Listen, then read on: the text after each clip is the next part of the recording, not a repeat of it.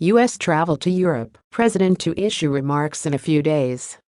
German Chancellor Angela Merkel was the first European leader to visit U.S. President Joe Biden at the White House's topics including U.S. travel to Europe was on the agenda. Topics of the bilateral talk included climate change, COVID-19 vaccines, Russian cyber attacks, Ukraine and shoring up their democracies, as well as travel between the U.S. and Europe. The recent surge in COVID-19 cases due to the Delta variants has put a hold on the U.S. easing travel restrictions just yet. Chancellor Merkel indicated she is confident with America's COVID team. President Joe Biden said he will soon be able to answer questions about travel to the U.S. from Europe as he brought in members of his COVID team when Chancellor Merkel raised the question during their bilateral talks today. Merkel said she has every confidence in the American COVID team. Despite the fact that Europe has eased restrictions for American travelers last month, the U.S. is keeping strict travel restrictions in place due to the spread of the Delta variant.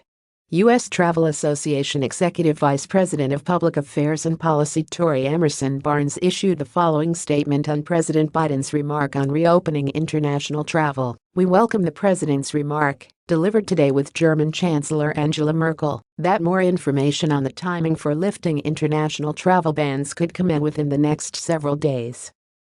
The science says we can safely reopen international travel now, particularly for countries that have made considerable progress toward vaccinating their citizens. With proper safeguards in place, studies by the U.S. Department of Defense, the Mayo Clinic and Harvard University have all independently concluded the safety of air travel today. Each day that outdated restrictions on travel exist wreaks economic damage on our nation, not to mention the personal toll on individuals separated from their families and loved ones. Travel bans related to Canada, Europe and the UK alone cost the US economy $1.5 billion every week, enough to support 10,000 American jobs.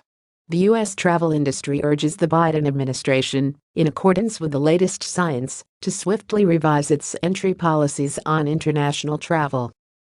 U.S. Travel Association is a national nonprofit organization representing all components of the travel industry. In 2020, travel generate $1.5 trillion in economic output and supported 11 million jobs, a drastic decline from pre-pandemic figures. U.S. Travel's mission is to increase travel to and within the United States. Visit ustravel.org for information and recovery-related data. Rebuilding travel.